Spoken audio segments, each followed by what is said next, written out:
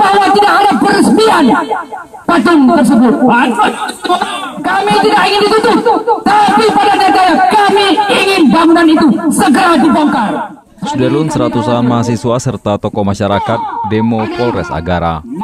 Demonstran menolak berdirinya monumen patung keluarga di Desa Kampung Nangka, Kecamatan Lawi Bulan. Menurut demonstran, disinyalir tidak sesuai dengan kanun syariat Islam di Aceh. Dengan keberadaan patung tersebut dapat merusak kerukunan antar umat beragama dan mereka menilai tindakan tersebut telah merusak kearifan lokal budaya Aceh Tenggara.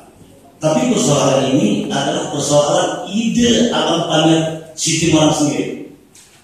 Besok kepada media juga akan meliput aksi kami karena kami akan meminta kepada Bupati, karena tadi info dari Wakil Bupati, Bupati akan tiba untuk mendesak agar memilih poin nomor 3 karena menurut kami jika terlalu memikirkan oknum keluarga itu tidak representatif dengan dengan kesepakatan masyarakat secara luas.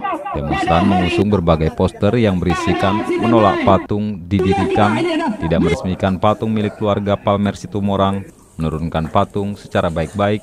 Bupati dan DPRK Agara segera melahirkan kanun dan perbu tentang pelarangan pendirian patung.